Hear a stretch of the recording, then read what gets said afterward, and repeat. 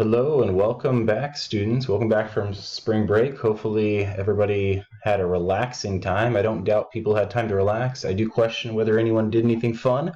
Hopefully you did. Hopefully you found some way to make the best of our all collective isolation from one another. Hopefully your quarantining is successful, and hopefully we're coming down the home stretch in the next couple of months. I'm not super optimistic that we'll be done with this before June or July, but maybe by midsummer we'll all be able to kind of return to some level of normalcy. That's my hope.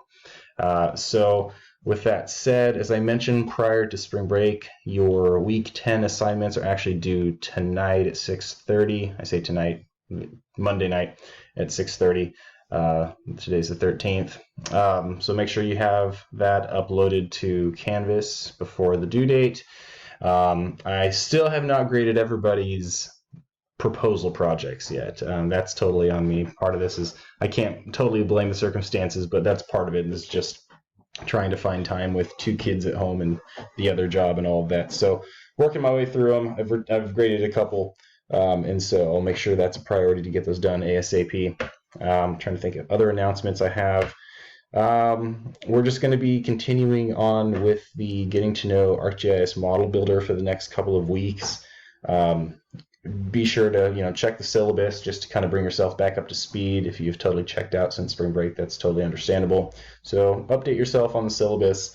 Another announcement I wanted to make was I'm going to be changing the video interface that you use through Canvas. So I record with a software program called Screencast-O-Matic, which is a very subpar program, unfortunately, but it's freely accessible to faculty. I've toyed around with Adobe Captivate, but that one seems to get the audio wrong. So at this point, I'm going to take the videos that I have, I'm going to upload them to YouTube, and I'm going to make sure that you have access to all previous video tutorials, and also future video tutorials will be linked on YouTube as well. So I'll try to embed the videos for the week, kind of the way that the Screencast-O-Matic videos are embedded, but I'll make sure that you also have access to previous videos on YouTube. So I'll get that all sorted out. I'll have some sort of a text document to explain how to do it, like an announcement. But at this point, it's I've got the last couple videos have been added to YouTube. I haven't created a link yet, but I'll make sure that will be up there by tonight, by April 13th. So without further ado, we are doing Chapter 2 of Getting to Know ArcGIS ModelBuilder this evening. Chapter 2 is called Setting Up Interactive Models. Essentially, what we're going to be doing is learning how to create interactive models. So what the end result is will essentially be like a geoprocessing tool. So you've used tools in ArcMap, you've used tools in ArcGIS Pro. We're talking about buffer, intersect, union, all the different 3D tools we use more recently in ArcGIS Pro. Essentially, that's what you will be making when you create a model. You're going to ask the user for inputs. You can ask the user for file names and file destinations. And essentially, it is a self-contained tool that users can use in the future, which is really the strength of ModelBuilder, is it essentially allows a non-programmer to do the same thing as a programmer by using the visual interface, the ModelBuilder interface. So I think that's a pretty great tool. And as I mentioned last tutorial, anything you learn for the most part in ArcMap ModelBuilder, you can really port over to ArcGIS Pro ModelBuilder. The interface is pretty much the same.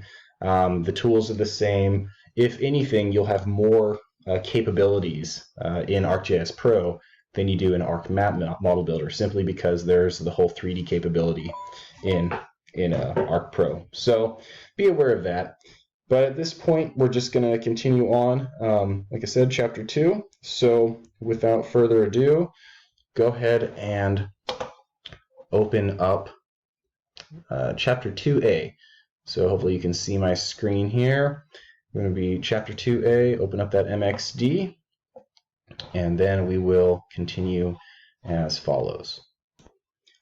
In the exercise we'll be doing tonight, you're going to be changing the model that you created last time so that the user can enter a name for the buffer area around the accident that took place, and also name the final output table that will be created. And that table essentially is a collection of addresses, or parcels in this case, who are to be notified about the accident that took place near their near their property. And that's essentially what the goal is here. It's to be able to automate the process of notification by using GIS. GIS obviously is spatially active, and so it is aware of what is going on in space. In this case here, there is an accident that took place. The neighbors need to be informed, and so this tool will allow you to collect a data set of addresses for people whom you're going to notify of the accident. So what we'll be doing in this particular exercise is setting two model variables as model parameters. That's the key thing for this lecture, is model parameters, how to set them, their purposes, and what they can accomplish. And then you're going to make a buffer distance value and a variable that will then allow you to set the model parameters. Okay, so we're going to set the buffer distance, and we're going to set various model parameters. Okay, so we have our MXD open here, and we are then going to open up the toolbox for the tool that you created last time. So you'll notice, if you're following along in the textbook, that you may continue working on the model that you created from exercise 1, or if you had some issue with that model, you can actually copy the Chapter 2A toolbox that's available in the sample models folder. And so copy that. Don't edit the one in the samples. Copy the Chapter 2A toolbox from sample models and paste it into the My Answers folder. Okay. So I already have the Chapter 2A toolbox here from last time. And then there's the tool that we created, accident buffer analysis. So we're going to start by editing the accident buffer analysis tool. And as I said, if you had some issue with your tool last time, just go ahead and bring in the model from the sample models for 2A. Okay, so here it is here. Yours should look pretty much the same as mine. You're going to right-click the output variable PD notify right here, and then check it as a model parameter. So click model parameter, and you're going to notice this little P that shows up right here. The P indicates it is now a parameter. All right. Now do the same thing for the variable PD buffer right here. Right click, model parameter, and once again we see the P right there. So now PD notify and PD buffer, and that's police department notify, police department buffer, those have both become parameters, meaning that users can now input something there, a file name or a buffer distance, okay, depending on the case. Okay. So now you're going to make the buffer distance a model parameter as well. The first step to do that is to right-click the buffer tool, then go to Make Variable, From Parameter, and then Distance. Okay, so when that happens, notice there is a new oval that is created. This new oval is a lighter blue. In this case here, it's called distance, a value or field, and the default distance is 500 feet. Now, when that parameter is input by the user, they can change that distance to whatever distance they want. But just be aware, we now have a new parameter, a new oval, and it's this kind of lighter blue. And just so you know, if things start to get a little unwieldy on your screen, you can always click the full extent button, and that will sort of zoom you back to the right location. So a new light blue variable oval is added and connected to the buffer tool. Click it once so that it is the only select object, which mine already is, and then drag it above the buffer tool so that it doesn't obscure the accident schema oval right there. Finally, right-click the new variable and make it a model parameter. Once again, notice the P. Okay, so we now have 1, 2, 3 model parameters. And if you think about this as a tool, that basically means you have 3 inputs, 3 user inputs that can be changed. Okay. So save your model. You just click the little save icon there, close the window, and then double click the model to run it. And sure enough, we have 1, 2, 3 parameters that can be changed by the user. We have PD notify, the file name, the buffer, and this is going to create 2 outputs, as you may recall. One is going to be a text file or a table, okay, and that's the PD notify file, and then the other is going to be an actual feature class, a buffer, okay. And each is going to have a different name, and each will be based off of the linear distance in this field here. Okay. So you may have little red X's here in your case because you had already run this from chapter 1 in a different format, obviously. And if you do have the red X's, that's okay because you're going to change the output names anyway. But in my case, I don't, just because I clear all the results for these tutorials. So, okay, so 2 of the parameters are marked as errors. In your case, potentially. In mine, they're not. So if they are, it doesn't matter. We're just going to change the buffer name from PD buffer to PD1122 buffer. Okay, and that's the incident number. So PD1122 or 1122, and then do the same for notify. PD, oh, I already have one called that. That's right. So because I created this beforehand as a test, so I'm going to actually call it 12A. There you go. Okay, so if you notice that little error that occurred, that's because I had a file already called PD122 underscore buffer because I've already done this as a dry run prior to the video. So I add an A here just to change the name. You do not need to do that. You can just leave it if you don't already have a file name of that sort. Okay, all right, and we're going to leave the buffer distance at 500 feet. And we will go ahead and run the model. Okay, so I'm working on 2 screens right now, so sometimes things will appear off screen and I'll just try to get it back on the screen. So this shows that the process was successful. And also if you look over to the left, we see PD buffer feature class represented right here, and we see the PD notify table as well, which has all the addresses that are to be notified within this buffer zone of 500 feet. All right. And if you were to do a select by location of all the parcels that intersect this buffer, you would end up with 53 addresses. Okay, so the addresses that are visible here in this table correspond with the addresses on the map that are within the buffer. Okay, so now each time the model is run, the noted parameters can be set without a GIS specialist needed on the scene to create the data, meaning in this case here, any user could use this tool essentially. You don't have to be a GIS specialist. You can just pop it over to anyone in this scenario. It would be a police officer, potentially someone who doesn't have GIS expertise, and he or she could fill in the file names and the buffer distances, his or herself. All right.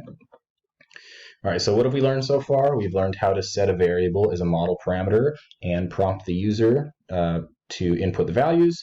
We've learned how to make a variable from a process parameter, and we've learned how to run models from the catalog window.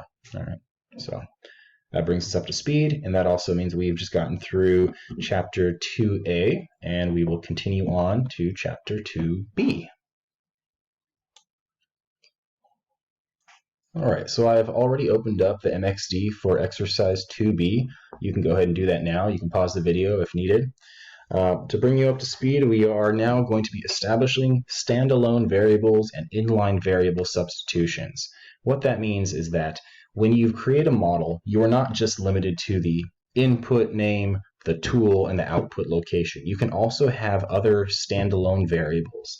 These variables may affect multiple processes within the model. They may serve one single purpose, they may serve multiple purposes, but essentially a standalone variable is not linked to any specific model or output. They can serve multiple purposes. Think of standalone variables as like floating inputs that can impact the model in multiple locations at multiple steps along the process. Okay, so the parameters of a process and a model can all be set as variables, whether they're standard data variables that hold the input and output features or valuable variables that hold parameters as tools.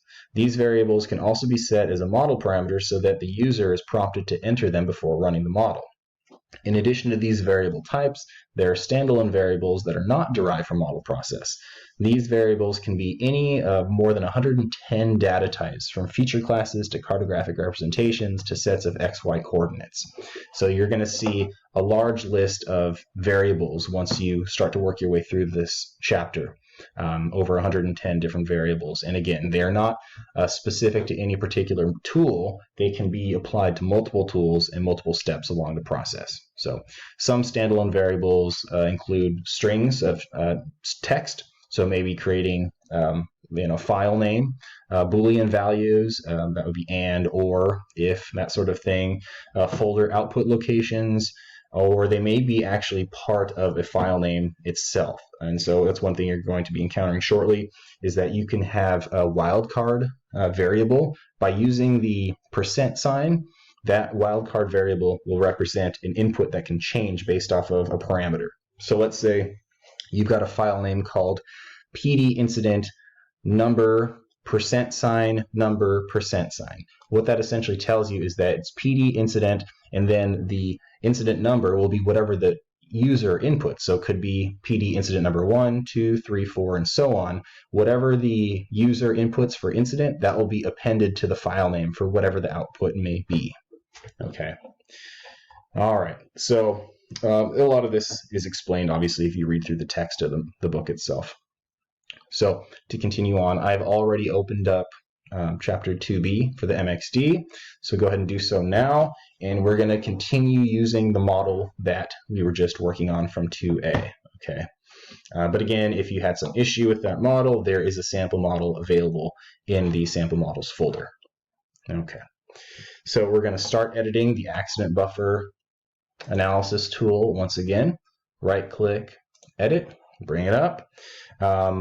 Clear the model parameters option for the PD buffer and PD notify. So we set this last time. So you're going to right click, uncheck model parameter for PD buffer, uncheck model parameter for PD notify. So that now takes away the parameter aspect of those particular outputs. Okay, and there's a reason for that, and you'll see that shortly. We're actually going to be using that variable, wildcard variable I just mentioned. Okay.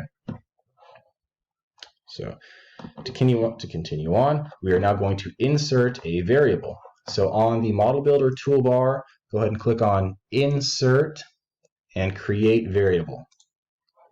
And here's that long list of independent variables, and you could go through them if you wanted to, but essentially what we need now is the string variable. Okay, so just scroll down until you find string, and string is text. That's the term we use for text, both in GIS world and also a lot of times in programming.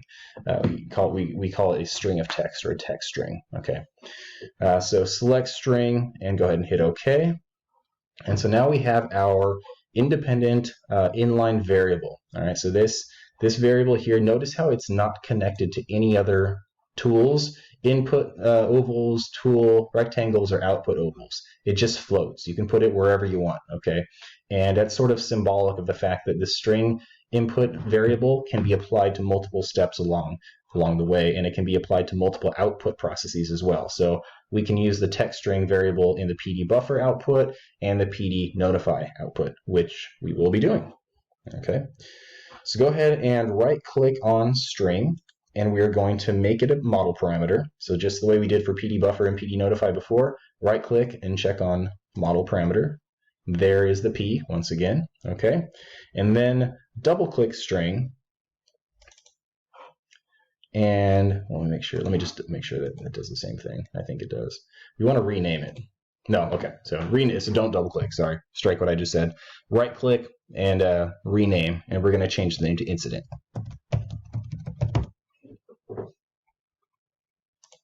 Okay. So notice the name now updates from string to incident. So that is the default. The default name now is incident. Okay, now we're going to double click. I got ahead of myself. Go ahead and double click the incident variable to open the incident dialog box and type the name incident number in here. Incident number will be the default name. When the user is prompted to enter an incident number, the word incident number will be in the box. The user will then erase that, delete it, or just select it and type over it with whatever the number is that he or she chooses. And go ahead and hit OK. Okay, now we're going to double click the PD buffer variable, and we're going to add the %sign incident %sign between PD and buffer. Okay, so after PD, put your cursor in there, %sign incident %sign underscore. Okay, so PD underscore %sign incident %sign underscore buffer. All right, so everything within the two %signs represents a wildcard variable that will coincide, as you may surmise, with the incident number input that the user will choose. Okay, so let's say that the user chooses incident number 123, the output will take that 123 number from the incident field and append it here. So it'll go PD underscore 123 underscore buffer. All right, go ahead and hit OK. And we're now going to do the same thing for PD notify. Double click PD notify.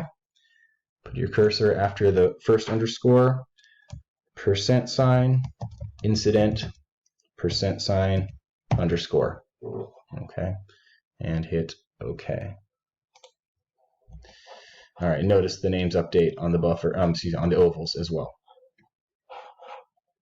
Okay, so one thing to point out, and I sort of mentioned this before, but notice that there are no connector lines between the standalone variable to any of the model processes.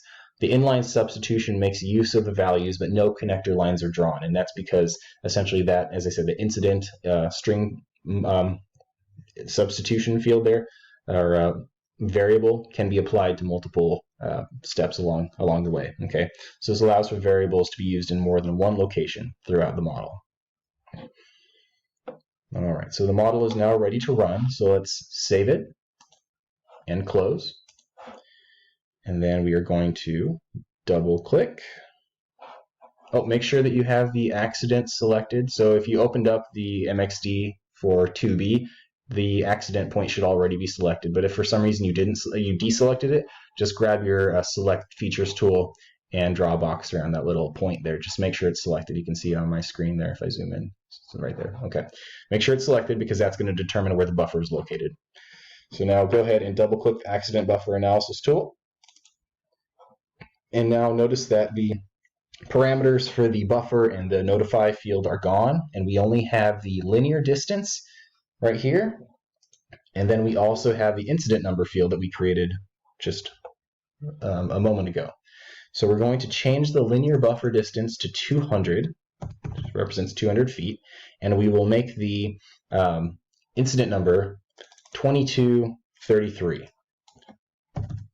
Now, because I already ran this tool, I believe I already have a file called 2233, and I don't want to end up with an error, so I'm going to add an A here. You don't need to do that. That's just for me. I should have thought about that before I started recording this tutorial, but here we are. So 2233 for you and 2233A for me. Go ahead and click OK. And it's going to run, and there are going to be no errors, fortunately. But do notice that nothing was automatically added to the map, and that's okay. That's because we have created a table, the notification table, but we have not created a feature class. Okay, so if you go over to your results geodatabase, you should maximize that, and you will see one called 2233. I deleted the original one. It's fine, don't worry. Okay, anyway, so you'll see PD 2233 underscore notify. I have PD 2233A notify. So just drag it and drop it into your contents pane and go ahead and open it up. You're going to see 12 features. So these 12 features represent the 12 parcels that are within a 200-foot buffer of the accident point. And if you want to verify that, you can always just sort of approximate 200 feet here. It probably goes out to about, let's see, maybe right here-ish. Oh, I just got to make sure it's selectable, don't I? Let's see if that's about 12. We'll find out in a moment. That's 11, so I missed one, so this one is probably included as well. All right, there we go. There's 16. At any rate, if you draw a circle, it's exactly 200 feet out there, you'll find the 12 parcels that were just selected. So what have we learned so far? We learned how to create a standalone variable and set its data type. We've learned how to make a standalone variable as a model parameter. And we've learned how to use variable substitutions to place the user input in a path or file name. So by creating the incident number, we are able to adjust the output paths, the output file names for the PD notify file. Okay. So thus concludes the tutorial section for exercise 2. Continue on, we just did 2A and 2B, continue on through 2C and 2D. And the output file that you will need to be uploading to Canvas is a screenshot of the PW_Tuesday table that will be essentially the final thing you're going to create. Once you get through 2D, you're going to run the final model that you will have worked on through several more steps, and then you'll have a table called PW Tuesday. I want you to scroll all the way to the right side of that table, take a screenshot. You can just use the print screen button on your computer, paste it into Microsoft Paint or Word, save it, then upload a screenshot there, a picture up to Canvas, and that will tell me that you got through all the steps. If you have any questions along the way, send me an email or upload your question, or post your question rather, to the discussion board, and we can all get at it together. I make sure that you post, on that note, make sure when you post questions, it's to the discussion board that already exists. And I say that because I subscribe to that discussion board, and so if I see a post, I'll get, or if someone posts, I'll get an email about it, and I'll be able to respond to you. But if you create a new, essentially a new thread, I won't know that you've posted to the discussion board. So I may not get to you until I just happen to be perusing other people's posts. So be aware of that. Make sure you only post to the discussion board that already exists, or the thread that already exists, and that will keep us all on the same page. So on that note, I will sign off. Have a great week, everybody. Again, welcome back, and stay safe, stay healthy. Bye-bye.